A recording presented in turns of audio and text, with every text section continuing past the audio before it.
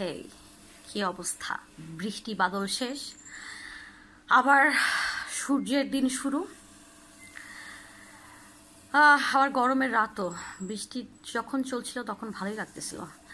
যাই হোক, আজকে পড়বো আমার পুচকি একটা বন্ধু স্বপ্নীল প্রজাপতি, ওর প্রিয় কবিতা। কবিতার নাম হচ্ছে মেঘ বালিকা, লিখেছেন জয় গোস্বামী। অনেক অসাধারণ একটা কবিতা।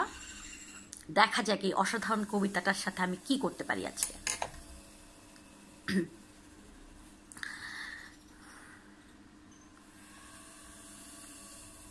আমি যখন ছোট ছিলাম খেলতে যেতাম মেঘের দলে। একদিন এক মেঘবালিকা প্রশ্ন করল কৌতূহলে, এই ছেলেটা, নাম কি তোর? আমি বললাম ফুসমন্তর। মেঘবালিকা রেগেই আগুন, মিথ্যে কথা, নাম কি অমন হয় কখনো? আমি বললাম, নিশ্চয় হয়, আগে আমার গল্প শোনো। সে বলল, শুনবো না, যা।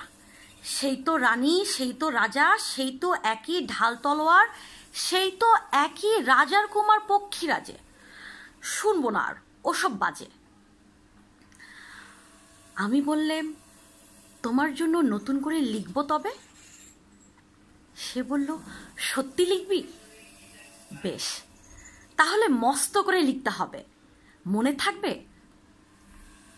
লিখে কিন্তু আমায় দিবি। আমি বললাম, তোমার জন্য লিখতে পারি এক পৃথিবী। লিখতে লিখতে লেখা যখন সবেমাত্র 2-4 পাতা, হঠাৎ তখন ভূত চাপলো আমার মাথায়। খুঁজতে খুঁজতে চলে গেলাম ছোটবেলার মেঘের মাঠে। গিয়ে দেখি চেনা মুখ একটিও নেই এই তল্লাটে। একজনকে মনে হলো ওরই মধ্যে অন্যরকম।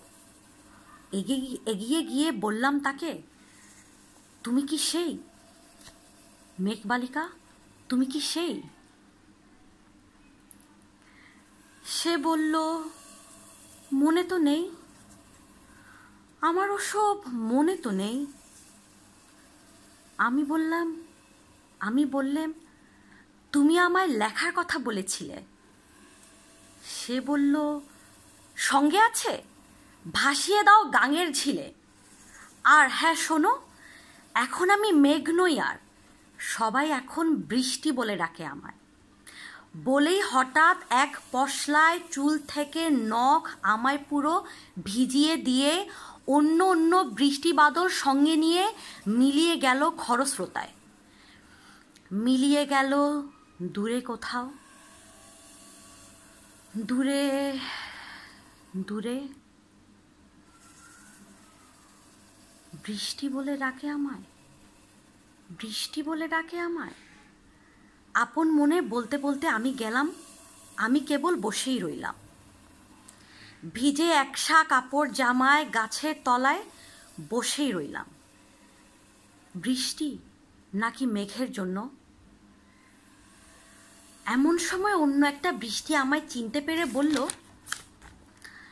তাতে মন খারাপের কি হয়েছে? যাও, ফিরে যাও, লেখো আবার। এখন পুরো বর্ষা চলছে, তাই আমরা সবাই এখন নানান দেশে ভীষণ ব্যস্ত। তুমি যাও, মন দাওগে তোমার কাজে। বর্ষা থেকে ফিরে আমরা নিজেরাই যাব তোমার কাছে।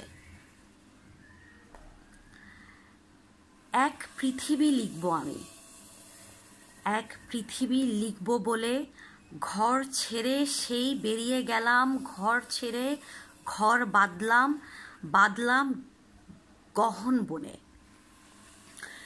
সঙ্গী শুধু কাগজ কলম, একাই থাকবো, একাই দুটো ফুটিয়ে খাবো। 2-1 মুঠো ধুলোবালি, যখন যারা আসবে মনে তাদের লিখব, লিখেই যাব। এক পৃথিবীর 100 রকম স্বপ্ন দেখার সাধ্য থাকবে যেই রূপকথার, সেই রূপকথা আমার একার। ঘাড় গুজে দিন লিখতে লিখতে, ঘাড় গুজে রাত লিখতে লিখতে, মুছেছে দিন, মুছেছে রাত। যখন আমার লেখবার হাত অসাড় হলো, মনে পড়ল সাল কি তারিখ, বছর কি মাস, সেসব হিসেব আর ধরিনি। লেখার দিকে তাকিয়ে দেখি এক পৃথিবী লিখব বলে একটা খাতাও শেষ করিনি। সঙ্গে সঙ্গে ঝমঝমিয়ে বৃষ্টি এলো। খাতার উপর, আজীবনের লেখার উপর বৃষ্টি এলো এই অরণ্যে। বাইরে তখন গাছের নিচে নাচছে ময়ূর, আনন্দিত। এ গাছ ও গাছ, উঠছে পাখি, বলছে পাখি, এই অরণ্য কবির জন্যে আমরা থাকি। বলছে ওরা, কবির জন্য আমরা কোথাও, আমরা কোথাও, আমরা কোথাও হার মানিনি। কবি তখন কুটির থেকে তাকিয়ে আছে অনেক দূরে। বনের পরে, মাঠের পরে, নদীর পরে, সেই যেখানে সারা জীবন বৃষ্টি পড়ে, বৃষ্টি পড়ে, সেই যেখানে কেউ যায়নি, কেউ যায় না কোনো দিনই।